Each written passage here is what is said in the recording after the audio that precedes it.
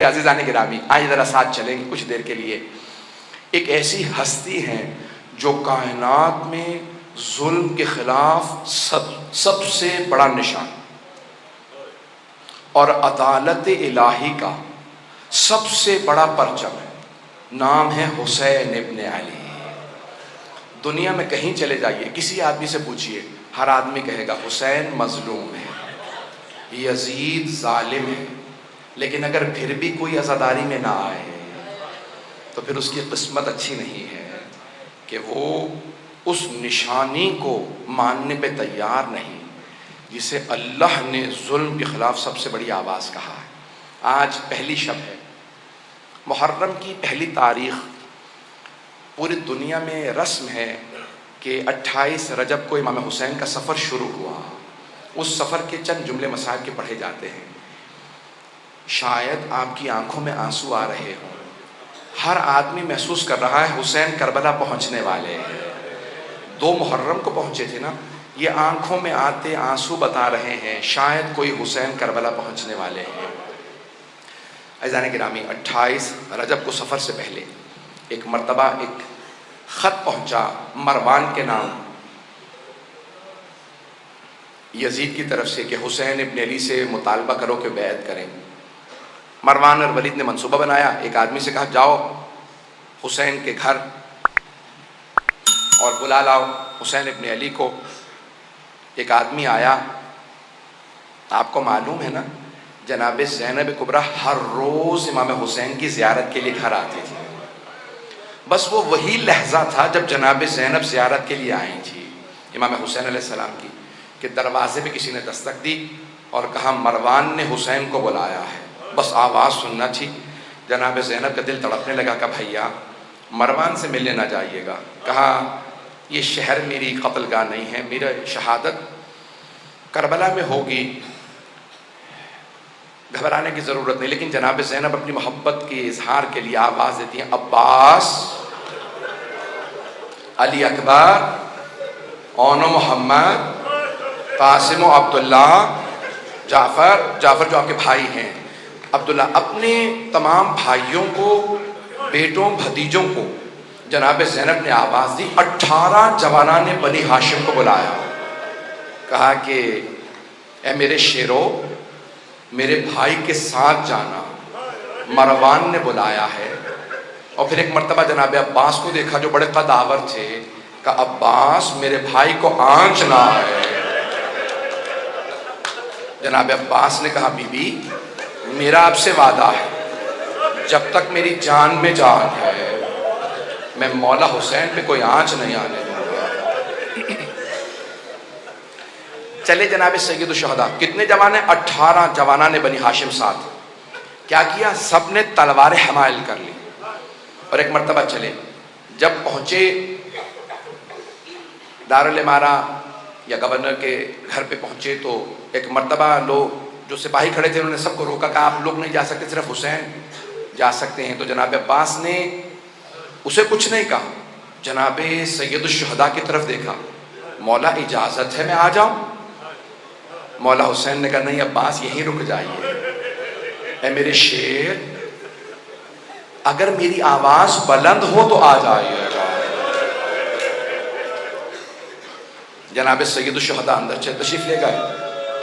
مروان نے کہا کہ شام سے بری خبر آئی ہے، مسلمانوں کے خلیفہ معاویہ مر گئے ہیں اور نیا خلیفہ یزید ہے، نئے خلیفہ نے آپ سے بیعت کا مطالبہ کیا، آپ بیعت کیجیے۔ سید الشہداء نے کہا میں بیعت نہیں کروں گا۔ تو کہا کہ آپ کو بیعت کرنا ہوگی۔ مولا نے کہا اگر یہ کوئی اچھی بات ہے تو دروازے بند کر کے کیوں پوچھ رہا ہے؟ کل مسجد نبوی میں سارے مجمع کے سامنے سوال کرنا، میں وہیں جواب دوں گا۔ ایک مرتبہ ولید نے ہاتھ سے اشارہ کیا کہ یہیں گردن اتار لو، حسین اکیلے ہیں۔ ایک مرتبہ سید الشہداء کو جلال آیا، کہا یبن الزرقاء، اور نیلگوں نین رکھنے والی عورت کے بیٹے، اس کی ماں بدکارہ تھی، امام نے اس کی ماں کا نام لے کے کہا انت تقتلنی ام ہوا، تو میرا قتل کرے گا یا یہ میرا قتل کرے گا؟ جب بلند آواز سے بولے نا جناب عباس کے کانوں میں آواز آئی کہ مولا جلال میں، دروازے کو دھکیلا، دیکھا دروازہ بند۔ آپ جانتے ہیں نا گورنروں کے ہاؤس کے بڑے بڑے دروازے ہوتے ہیں، دروازہ بڑا تھا بند تھا۔ جناب عباس نے کہا علی اکبر ذرا پیچھے ہٹنا، اپنا بازو دروازے پہ مارا، دروازہ گرا دیا، دروازہ گرا کے فوراً تیزی سے اندر بڑھے، تلوار کھینچی، کہا مولا کیا حکم ہے، کس کا سر قلم کر دوں؟ مولا حسین نے سینے پہ ہاتھ رکھا، کہا عباس یہ نانا کا شہر مدینہ ہے، میں نہیں چاہتا یہاں خون بہے، تلوار واپس رکھ لیجیے۔ جناب عباس نے تلوار رکھی، دونوں کو دیکھا، مروان و ولید کو دیکھا، کہا اگر میرے آقا مجھے حکم دیتے میں تم دونوں کو جان سے مار دیتا، لیکن میرے مولا نے اجازت نہیں دی۔ میں ایک مرتبہ ہاتھ جوڑ کے کہوں گا مولا عباس، ابھی مولا حسین کی آواز کچھ بلند ہوئی تھی، آپ نے دروازہ گرا دیا۔ مولا جب عصر عاشور حسین چیخ چیخ کے کہیں گے حل من ناصر ینصرنا،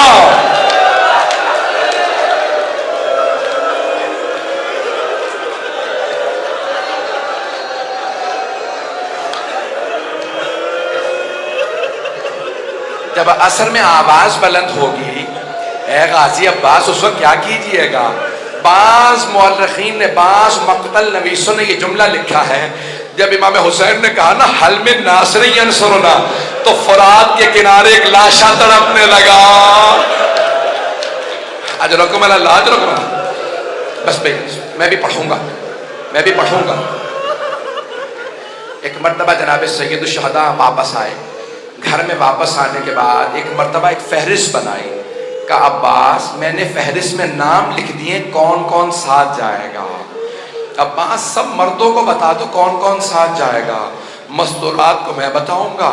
جناب عباس علیہ السلام نے فہرست پڑھنا شروع کی، نام بتانا شروع کی، کہا علی اکبر آپ کا نام بھی ہے، قاسم آپ کا نام بھی ہے، کہا جعفر آپ کا نام بھی، اپنے بھائی سے کہا عبداللہ آپ کا نام بھی ہے، پھر کہا اون و محمد تم دونوں کے نام بھی ہیں، سب کو بتاتے رہے۔ اب ایک مرتبہ ایک چھوٹے بچے کا نام آیا، وہ بچہ کسی بی بی کے ہاتھ میں تھا،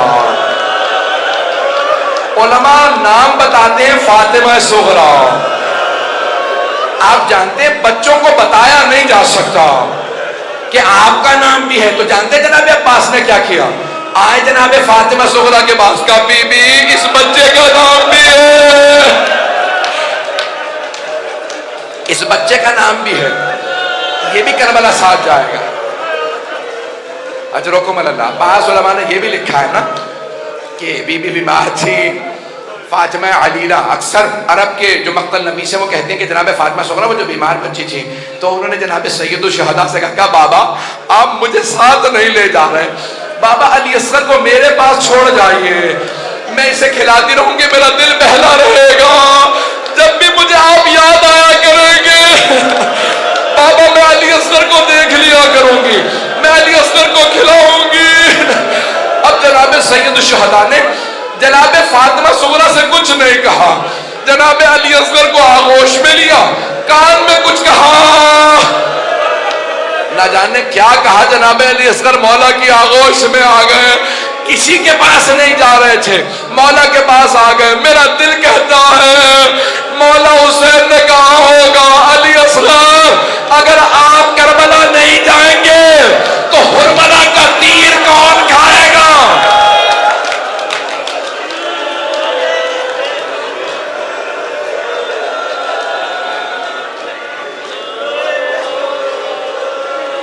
بس بھئی کوئی رونے میں بخل نہ کرے، پہلی شب ہے نا، جناب سیدہ کو پرسہ دیجئے گا، بی بی آپ کی بیٹیوں کا، آپ کی آل کا اس طرح سے شہید ہونا، ایسے اسیر ہونا، ہم آپ کو پرسہ دینے آئے ہیں، ہر آدمی نیت کر کے آئے میں بی بی کو پرسہ دینے جا رہا، اجرکم اللہ۔ بس بھئی مولا حسین نے فہرست دی اور خود چلے گئے اپنے نانا سے ودا کرنے کے لیے۔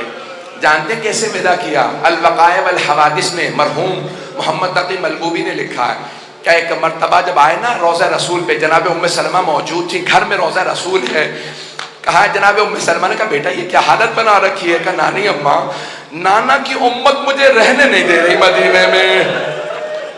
جناب سید الشہداء قبر مطہر سے لپٹ گئے، جناب رسول خدا کی قبر سے لپٹ کے وہیں پہ گر گئے، یہاں تک کہ بے ہوش ہو گئے۔ جب غش میں آئے نا تو خود ہی فرماتے ہیں کہ میں نے کیا دیکھا جب میں غش میں آیا کہ میرے نانا قبر سے اٹھے، مجھے گلے سے لگایا اور کہنے لگے کہ اے حسین میں آپ سے بہت محبت کرتا ہوں، میں آپ کے ساتھ چلوں گا۔ کہا نانا کیا حکم ہے؟ کہا ان اللہ شاء ان یراک قتیلا، مشیت پروردگار یہی ہے کہ آپ کی شہادت ہوگی۔ کہا نانا شہادت مجھے قبول ہے، میری بہنوں سے متعلق کیا حکم ہے؟ کہ ان اللہ شاء یراہن سبایا، اے میرے لال مشیت تو یہی ہے کہ آپ کی بہنوں کو قیدی بنایا جائے گا۔ حسین روتے ہوئے اٹھے۔ ایک مرتبہ سب نے سوال کیا مولا اتنا رو رہے کیا بات ہے؟ کہ میرے نانا نے کہا کہ مشیت یہی ہے میری شہادت ہوگی۔ کہ شہادت میں رو رہے ہیں؟ کہا نہیں، رو اس بات میں رہا ہوں میری بہنوں کو قیدی بنایا جائے گا۔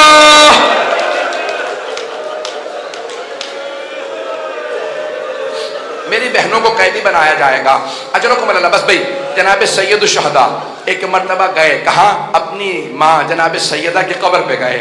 علماء کہتے ہیں جیسے ایک بچہ ماں سے لپٹ کے روتا ہے، مولا حسین ویسے قبر سے لپٹ گئے اور بلند آواز سے رو رو کے کہنے لگے اماں میں کربلا جا رہا ہوں، اماں میں کربلا جا رہا ہوں۔ ایک مرتبہ محسوس ہوا قبر سے کچھ اٹھ رہا ہے، ایک بی بی اٹھی ہوگی، سینے سے لگا کے کہا ہوگا میرے لال آپ تنہا نہیں جائیں گے، میں ساتھ جاؤں گی، میں شب عاشور اپنے بالوں سے آپ کے مقتل کو صاف کروں گی، میرے لال جب آپ زلجنا سے زمین پہ آئیں گے میں برقعے کا دامن پھیلاؤں گی، میں آپ کے سر کو اپنے برقعے کے دامن میں لوں گی، میرے لال میں کربلا ساتھ جاؤں گی۔ اٹھے جناب سید الشہداء، بس بھائی 2 سے 4 منٹ 5 منٹ کی زحمت اور دوں گا۔ اٹھے جناب سید الشہداء، ایک مرتبہ گھر آئے اور کہا کہ سب تیار ہو جائیں، 28 رجب ہے۔ جناب سید الشہداء نے مسند بچھائی، جناب عباس سے کہا کہ پانی مشکیزوں میں بھر لو۔ کہا کہ مولا میں نے اتنا پانی بھرا ہے کہ پانی ختم نہیں ہوگا، نہ جانے کس کے قافلے کو پلانا پڑ جائے، کس اور کے قافلے کو۔ بس بھئی تمام کیا، 2 جملے سن لیجئے۔ ایک مرتبہ سید الشہداء نے مسند بچھائی، بیٹھ گئے۔ کہا عباس عماریاں سجا دی جائیں، کجاوے ہوں، اور ایک مرتبہ اچھے اچھے کپڑوں کے اندر، مجھے نہیں معلوم مخمل تھا، مختلف علماء کہتے ہیں بڑے ہی سجائے ہوئے عماریوں کو جناب عباس لے کے آئے۔ کیوں؟ علی کی بیٹیاں جا رہے ہیں، عماریاں سجائی ہوئی ہیں، کہ عماریاں لے کے آتے رہنا، بیویوں کو ایک ایک مرتبہ سب کو سوار کرا دیا جائے۔ میں نے سارے مصائب چھوڑ دیے۔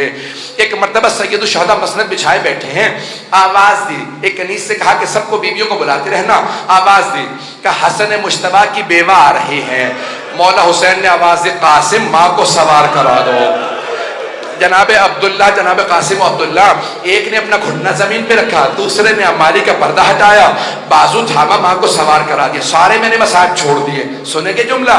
ایک مرتبہ کسی نے کہا لیلا آ رہی ہے، مولا حسین نے کہا علی اکبر ماں کو سوار کرا دو۔ جناب علی اکبر نے ماں کا بازو تھاما، نہ جانے ماں کے کلیجے پہ کیا بیچ رہی ہوگی، عماری کا پردہ ہٹایا، ماں کو عماری پہ سوار کرا دیا۔ اتنے میں آواز آئی علی کی بیٹی ام کلثوم آ رہی ہے۔ مولا حسین نے آواز دی عباس بہن کو سوار کراؤ، علی اکبر عماری کا پردہ ہٹاؤ، قاسم گھٹنا زمین پہ رکھو، اونو محمد سب سے کہو سایہ کر دے۔ جناب ام کلثوم آئی، اتنے میں آواز آئی علی کی بیٹی زینب کبریٰ تشریف لا رہی ہے۔ راوی عبداللہ ابن سنان ہے، کہتے ہیں میں نے اپنی آنکھوں سے دیکھا حسین مسند سے کھڑے ہو گئے، سارے جوانوں نے سایہ بنا۔ جیسے ہی جناب زینب آئی، جناب عباس نے کہا بی بی میں آپ کو سوار کرا دوں، جیسے ہی بازو تھاما کہا عباس رک جاؤ، آج میں بھیا آپ سے سوار نہیں ہونا چاہتی۔ جناب علی اکبر نے کہا پھوپھی اماں میں سوار کرا دوں گا، نہیں علی اکبر۔ ایک مرتبہ اونو محمد آگے بڑھے گا، اماں ہم حاضر ہیں، کہ نہیں رک جاؤ۔ اب جناب سید الشہداء نے خود کہا کہ بہن میں آپ کو سوار کرا دوں، بی بی نے کہا بھیا مجھے معاف کر دیجئے، لیکن آج میں حسین آپ سے بھی سوار نہیں ہوگی۔ کہا بہن پھر کون سوار کرائے آپ کو ہماری پہ؟ کہا بھیا جو مجھے 11 محرم کو ناکہ پہ سوار کرائے گا وہی مجھے آج سوار کرائے۔ میرے مولا نے آواز دی میرا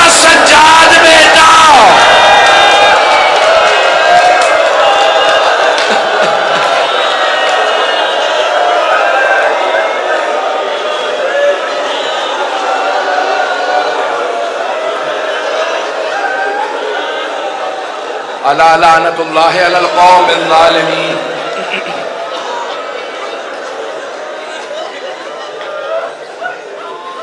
वसयअलमुल्लज़ीना ज़लमू अय्य मुनक़लिबिन यनक़लिबून। 2 मिनट बैठे रहेंगे। 2 वास्ते दूंगा, हाथों को बुलंद कीजिएगा।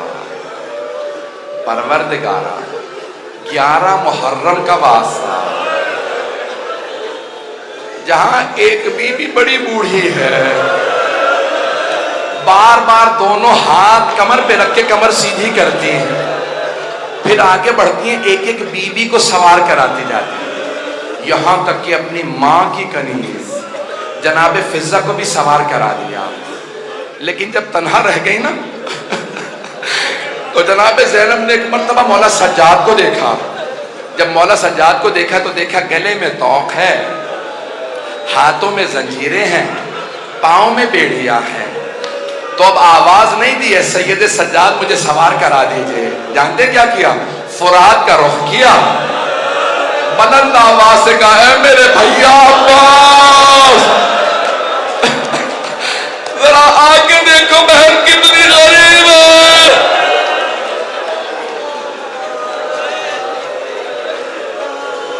जनाबे सैयद सज्जाद आगे बढ़े, कहा फूफी अम्मा मैं आपको नाका पे सवार करा दूंगा। परवरदिगारा 11 मुहर्रम के उस लहजे का वास्ता जब मौला सज्जाद ने उस हालत में जंजीरों के साथ फूफी को सवार कराया, जब सवार करा दिया ना तो एक मर्तबा मक्तल को देखने लगे मौला सज्जाद मक्तल को देखने लगे, आंसू बह रहे थे, एक रंग आ रहा था एक जा रहा था।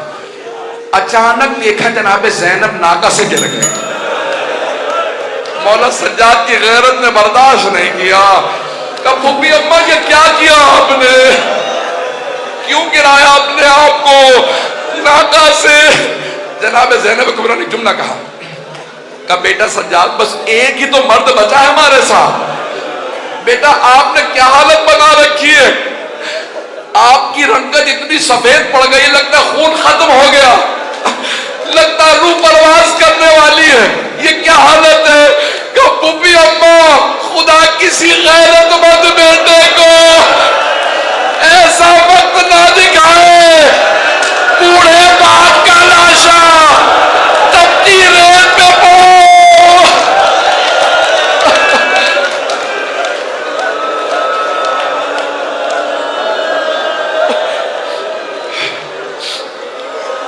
फूफी अम्मा जवान जहान बेटा, ताकतवर बेटा, बाप का लाशा।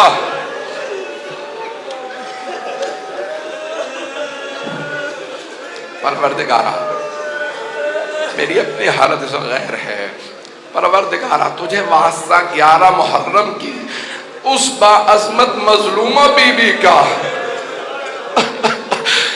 जो सब लाशों को छोड़ के बस सिर्फ एक लाशे से विदा करके जा रही थी। जनाब सैयद शुहदा से सिर्फ विदा करके जा रही थी। परवरदिगारा जब बीबी जाने लगी ना, आपने देखा ऊंट की पुष्ट बड़ी बुलंद होती है, जब बीबी उस ऊंटनी की पुष्ट से जमीन पे देखने लगी तो मक्तल में 2 लाशें नजर आए।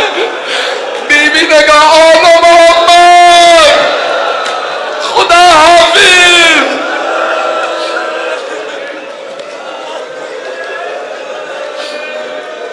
परवरदिगारा उस बीबी की अजमतों का वास्ता हमें इमाम ज़माना का ज़हूर देखना नसीब फरमा, दुश्मनाने अहले बैत को नीस्त व नाबूद फरमा।